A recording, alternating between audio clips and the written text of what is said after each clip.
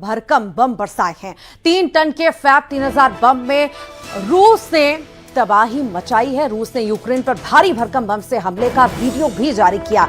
यहां पर जापोरेजिया के फ्रंट लाइन शहर पर रूस ने 3000 किलो के बम से हमला किया, जिसमें करीब 1.5 टन बारूद भरा हुआ है। रूसी सेना ने दावा किया कि यह बम लड़ाकू विमान से ग्लाइड किट की मदद से दागा गया है। रूस ने इस हमले से जापोरेजिया में भारी तबाही मचा दी है।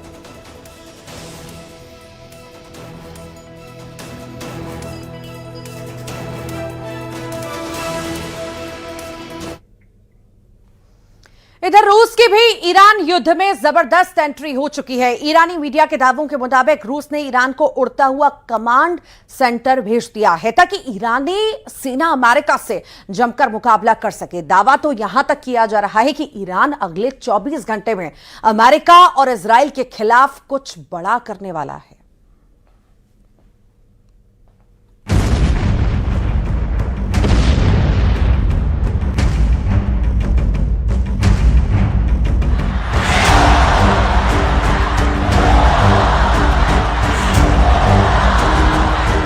दुनिया के सबसे बड़े तेल रास्ते स्ट्रेट ऑफ हॉर्मुज पर अब न्यूक्लियर साया मंडरा रहा है।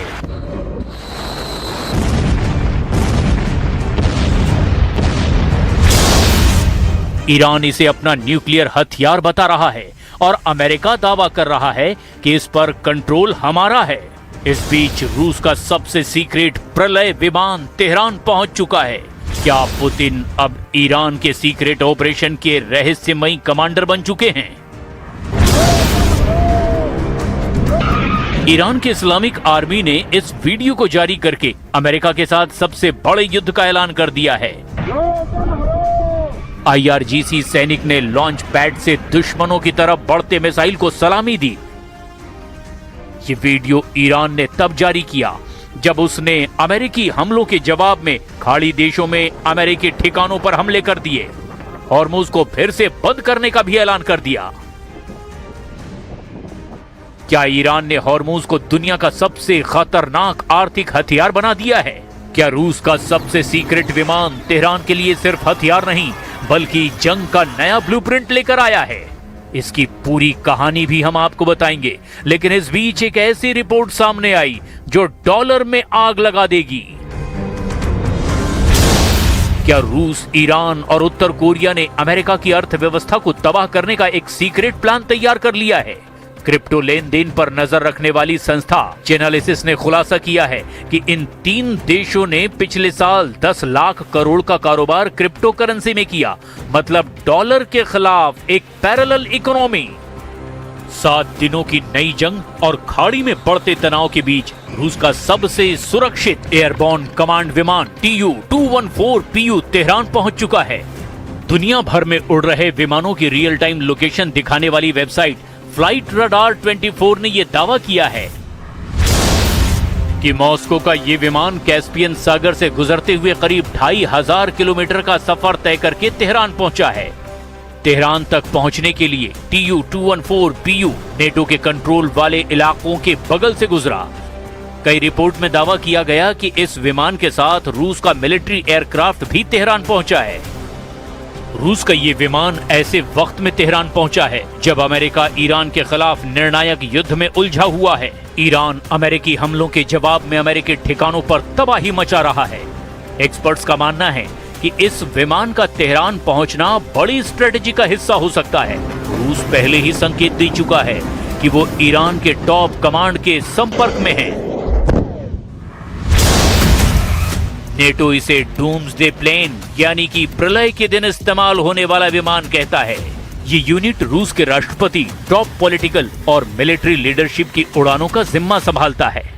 2 इंजन वाले इस विमान की रफ्तार 850 किलोमीटर प्रति घंटा है, जबकि इसके ऑपरेशन की रेंज 6500 किलोमीटर है और फेरी रेंज 10,500 किलोमीटर तक है।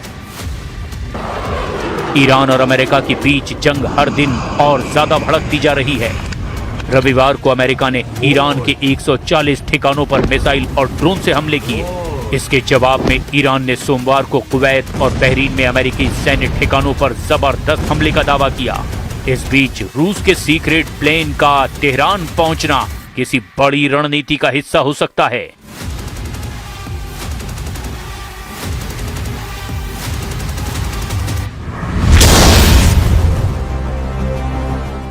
रूस का Tu-214 एयरबॉर्न कमांड सेंटर की तरह काम करता है। न्यूक्लियर वार या फिर किसी इमरजेंसी में ये रूस के राष्ट्रपति के लिए कमांड पोस्ट की तरह काम करता है।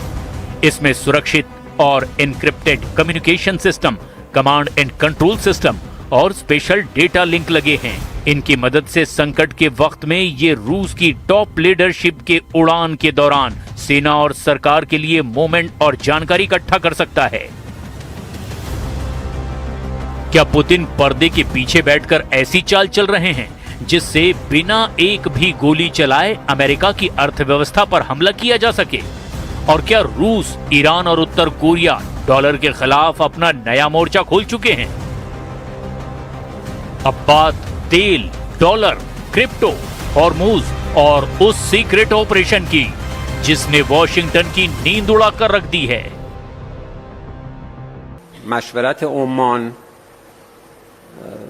به سازوکاری دست پیدا بکنیم که عبور ایمن کشتی‌ها از تنگه هرمز رو فراهم کنیم. متاسفیم که به دلیل فشارهای پیدا و پنهان آمریکا بر عمان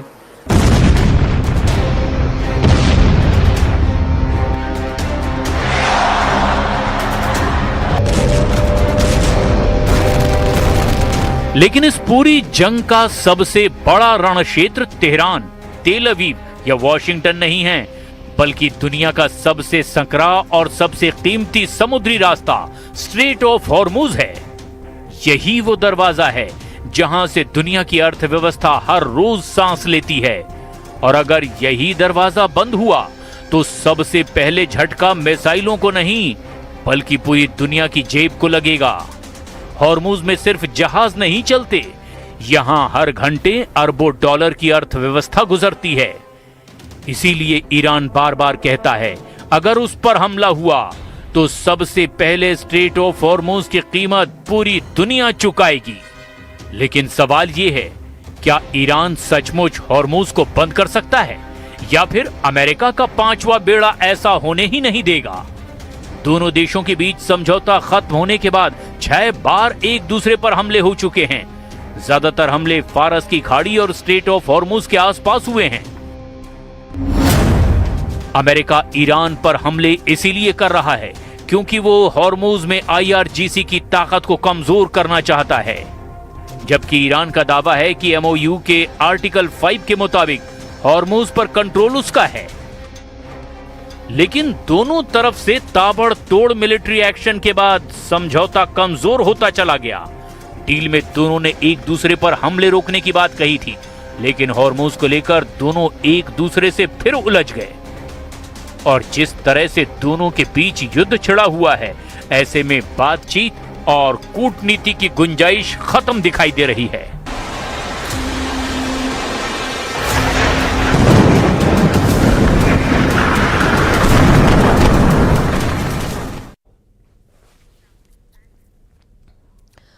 रूस और यूक्रेन जंग अचानक बेहद खूनी हो चुकी है। एक तरफ यूक्रेन अपने घातक ड्रोन से रूस की तेल रिफाइनरी और तेल टैंकर को उड़ा रहा है, तो वहीं दूसरी तरफ यूक्रेन के हमलों से बौखलाया रूस अब यूक्रेन के रिहायशी इलाकों पर ताबड़तोड़ हमले कर रहा है।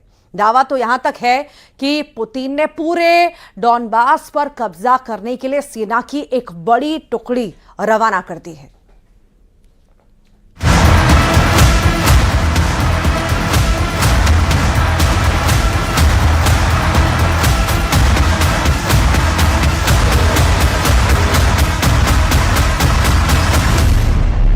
फूंक डाले रूसी तेल ठिकाने, पुतिन ने उड़ाया मिसाइल गोदाम।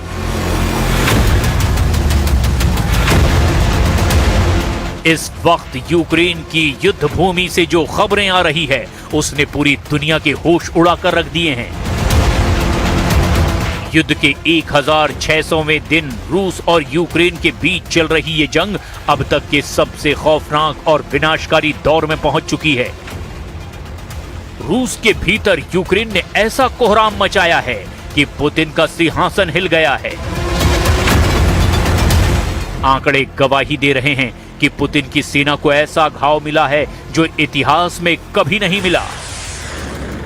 लेकिन रूस ने भी पिछले 24 घंटे में यूक्रेन के रिहायशी इलाकों को मलबे के ढेर में तब्दील करके अपना प्रतिशोध दिखाना शुरू कर दिया है। अगले 48 घंटे में इस युद्ध की वो तस्वीर सामने आने वाली है जिसे देखकर पूरी दुनिया कांप उठेगी। आखिर क्या है आज का सबसे बड़ा अपडेट और खुफिया इनपुट? शुरुआत करते हैं हम बारूद से लिपटी हुई महा रिपोर्ट से। धुआं धुआं रूसी तेल ठिकाने, ज़ेलेंस्की ने खेला आखिरी दांव। शुरुआत उन आंकड़ों से जिन्होंने क्रेमलिन के भीतर खलबली मचा दी है। वॉशिंगटन के थिंक टैंक CSIS और स्वतंत्र मिलिट्री एक्सपर्ट्स की रिपोर्ट के मुताबिक 2022 से लेकर अब तक रूसी सेना के लगभग 14 लाख सैनिक मारे जा चुके हैं, जिनमें से 4 लाख से ज्यादा सैनिकों की मौत हो चुकी है। 2022 से लेकर अब तक रूसी सेना के लगभग 14 लाख सैनिक हताहत हो चुके हैं, 4 लाख से ज्यादा सैनिकों की मौत हो चुकी है। और इतना ही नहीं, 2026 के शुरुआती महीनों में रूसी सेना की तबाही का अनुपात 8:1 तक पहुंच चुका है। यानी यूक्रेन के हर एक सैनिक के मुकाबले रूस अपने 8 सैनिक खो रहा है। और इसका सबसे बड़ा कारण है यूक्रेन के खतरनाक AI इनेबल्ड ड्रोनों से तूफानी और घातक हमले।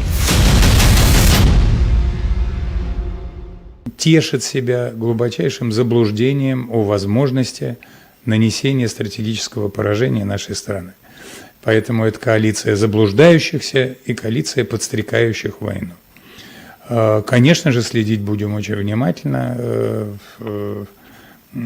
Это те страны, которые совершают враждебные действия в отношении нас. Поэтому следить будем очень внимательно. यूक्रेन के जनरल स्टाफ की रिपोर्ट के मुताबिक पिछले 24 घंटे के भीतर रूसी सेना को भारी नुकसान उठाना पड़ा है। 1600 से ज्यादा रूसी सैनिक एक ही दिन में ढेर कर दिए गए या तो घायल हुए। 1734 से ज्यादा रूसी मिलिट्री ड्रोनों को यूक्रेन ने मार गिराया है।